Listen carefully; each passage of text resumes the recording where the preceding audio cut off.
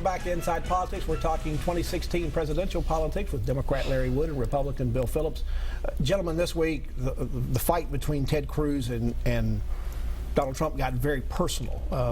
I saw a headline in the online that was from The Guardian in Great Britain that said that this week the campaign went all caveman. Now, we've been all reality TV show. Are we now, Larry, going all tabloid?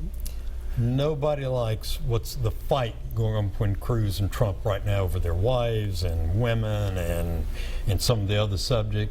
Nobody's happy about that. And the bottom line is, as a strategist, both Trump and Cruz are getting hurt by this discussion. Everybody sort of views it as juvenile, beneath the dignity of somebody running for president. Shut up, I don't want to hear it, don't care about it. None of my business. It hurts Cruz and Trump every time they talk about it. And Bill, it makes it harder for the Republicans to unite for the fall because these two guys have both pledged at times that they're going to support the nominee, whoever that is. It makes it hard to believe they're going to support the nominee given what they've been saying about each other. Well, there's many degrees of support.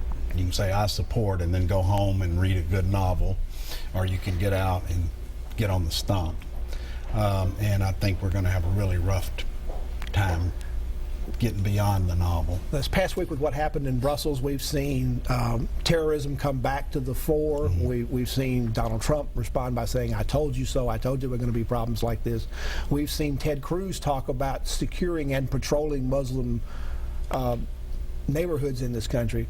We've seen Hillary Clinton and Casey's kind of go back on a more low-key response to it, maybe looking more towards diplomacy rather than those kind of actions. How is terrorism going to play? Is it going to wane again if we don't have any other attacks, or are we sort of waiting to see what ISIS does to manipulate the American election if they want to, with doing attacks from time to time between now and November? I think you'll see ISIS try to manipulate. Now, how and when, I have no idea. And not just ISIS, maybe some of the other terrorist groups also, but you know, clearly the whole point of it from a terrorist point of view is let's disrupt America. They're not going to send an army over here to conquer us. Their goal is disrupt America.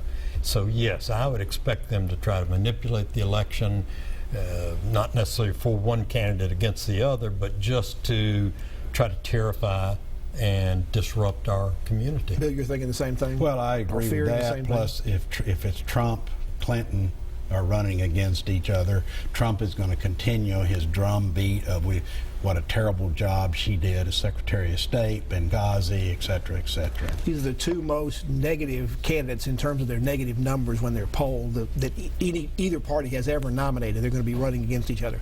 By the time we get to October, are people just going to be sick of this election because it's likely to get so nasty? I think they're going to be sick of candidates talking about issues that don't matter. So whoever the nominees are, it's clearly going to be Clinton for the Democrats, and I suspect Trump for the Republicans. If Clinton and Trump or whoever will focus on terrorism and jobs and schools, etc., I think people will pay attention. If they focus on all this trash, yeah, most people are going to, watch the sports game or ignore it or read a good book. I mean, they're going to do something else. And what happens on Election Day? People who are turned off don't vote usually. I think that's right, a big danger. So Bill, as you go, do you see any change in the Electoral College? Can Trump actually put some states in play for the Republicans that aren't in play right now? Usually the Democrats get, particularly in the Rust Belt area where Bernie Sanders has been doing so well. Is that an opportunity regardless of who the Republican candidate is? Well, I'm inclined to say that Mr. Trump cannot do that.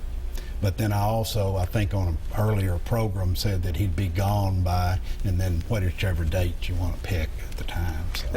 Larry, your thoughts? I think if it's Clinton, Trump, I think Clinton wins by Roosevelt-Reagan size landslide. Bill, what are your thoughts? I know you're not happy with where things are in your party. Are you going to support the Republican nominee? Whoever that it might be, or you're not sure? Ask me about November 15th. I will have decided by then. That'd be a week after the election. Correct. Right? Gentlemen, thank you both for coming in today. We appreciate it. This is a crazy race. Every race has some comparisons to what's happened in the past other races. This one has comparisons to 68 and some other races like that, maybe. But this one is in some ways beyond compare, and who knows what will happen the rest of the spring, into the summer, and who knows what happens in the fall. Thank you again. We'll bring you back in the future. Thank you. And thank you for joining us this week on Inside Politics. Hope you can be back here again for a future show. If you can't get enough politics in the meantime, go to the News Channel 5 website. You'll find my Capitol View commentary there. There's a new commentary posted every Friday afternoon. Enjoy the rest of your weekend, and we'll see you back here next time. Goodbye.